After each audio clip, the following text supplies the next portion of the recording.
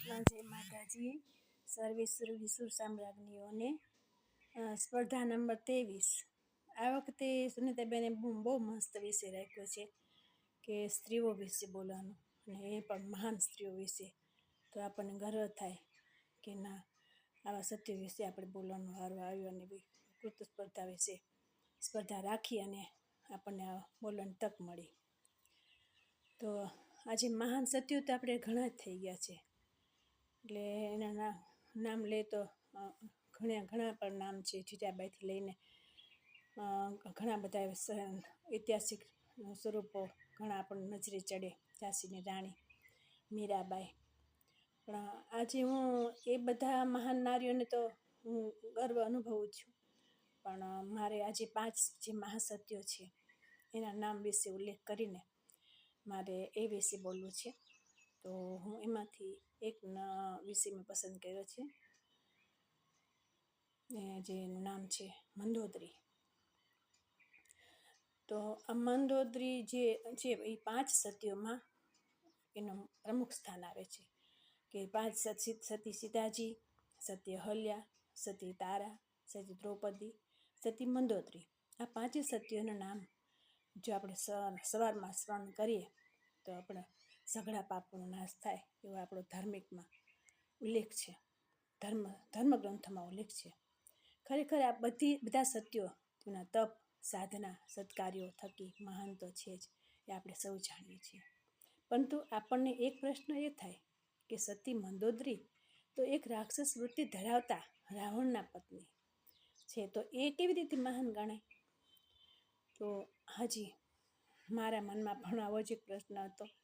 તો એના માટે મંદોદરીના ઇતિહાસમાં જાણવામાં મેં કોશિશ કરી, અને મને એ રસપ્રદ લાગી અને ખૂબ મજા આવી. એટલા માટે હું મંદોદરીનો વિષય પસંદ કરીને મંદોદરીની સતી, મહાન સતી વિશે હું વાત કરવા જઈ રહી છું. હાજી, મહાન સતી મંદોદરી એમના પૂર્વજન્મમાં એક મધુરા નામના અપ્સરા હતા.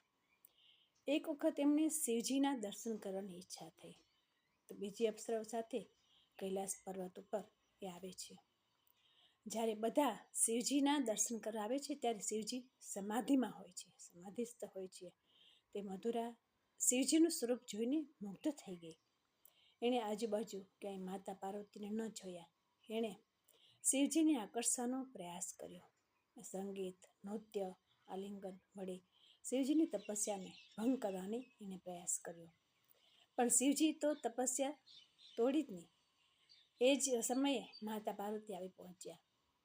એમણે મધુરાના શરીર ઉપર આ ભસ્મ જોઈ પાર્વતી એકદમ ક્રોધિત થઈ ગયા, અને એમણે મધુરાને શ્રાપ આપ્યો કે જા, તો ડેડકી થઈ જઈશ. હવે આ ડેડકીનો શ્રાપ મિથ્યા તો થાય એમ હતો જ નહીં, કેમ કે માતા પાર્વતીએ ક્રોધમાં જે શ્રાપ આપ્યો એ તો કેવી રીતે મિથ્યા થઈ શકે. પણ ડેડકીએ પોતાનું સ્વરૂપ સ્વીકારી લીધું. તે આમ તેમ ભટકવા લાગી.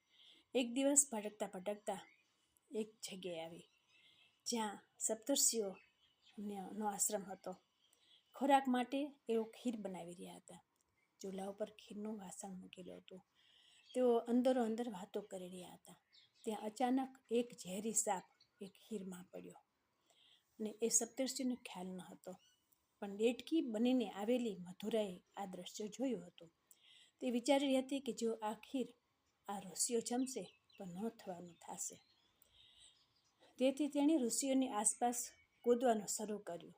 પરંતુ ડેડકાની હાલચાલ જોઈ કોઈએ ધ્યાન ન દીધું, પણ બધા ઋષિઓ પોતાના વાર્તાલાપમાં વ્યસ્ત હતા. થોડી વાર પછી સપ્તર્ષિઓ ભોજન લેવા માટે આવ્યા. મધુરાને ગમે તે ભોગે એ ખીર ઋષિઓને ખાવા દેવા નહોતી માંગતી. તેથી બીજો કોઈ વિકલ્પ તો હતો નહીં. તેથી બીજો કોઈ વિકલ્પ ન જોતા તેની સ્વયં એ ખીરમાં કૂદી પડીને પોતાનો જીવ ગુમાવ્યો. સપ્તર્ષિએ જોયું કે એક ડેડકો ખીરમાં પડ્યો છે. તેથી એ ખીર ઢોળી નાખી. ત્યારે ડેડકાની સાથે એક સાપ નીકળ્યો. આ જોઈને ઋષિઓ ગદગદ થઈ ગયા. સપ્તર્ષિઓ તો અમર છે, પણ એ ડેડકાએ નાહકનો પોતાનો જીવ ગુમાવ્યો. આવો મહાન બલિદાનના સ્વરૂપે એને ડેડકાને જીવિત કર્યો. ત્યારે તે બાળકી સ્વરૂપે જીવિત થઈ. થોડો સમય ઋષિઓની સાથે રહી. ઋષિઓ તેને જાજો સમય ક્યાં સુધી રાખે. થોડા સમય બાદ મહીદાનવ અને તેની પત્ની હેમા સપ્તર્ષિ પાસે આવ્યા. તે નિસંતાન હતા, તેથી બાળક માટેની ઈચ્છા એમને વ્યક્ત કરી. ત્યારે સપ્તર્ષિઓએ કહ્યું કે અહીં અમારી પાસે એક આ કન્યા છે, એ અમે તમને સોંપી દઈએ. બંને ખુશ થતા કન્યાને પોતાની સાથે લઈ ગયા. બંને તો બહુ જ ખુશ થઈ ગયા. કન્યાની પાતળી કાયા જોઈ આ દંપતીએ કન્યાનું નામ મંદોદરી રાખ્યું. મંદોદરી એટલે પાતળા ઉદરવાળી. મંદોદરી મોટી થયા બાદ એ શિવજીની મહાન ભક્ત બની. એણે ખૂબ કઠિન તપસ્યા કરી, ખૂબ પૂજન અર્ચન કર્યું, અને એક દિવસ શિવજી એને પ્રસન્ન થયા. સદાય સ્વરૂપાન અને અખંડ કૌમાર્યનું વરદાન આપ્યું. આ વાર્તા મને ગમી, એમ આપ સૌને ગમશે. આભાર.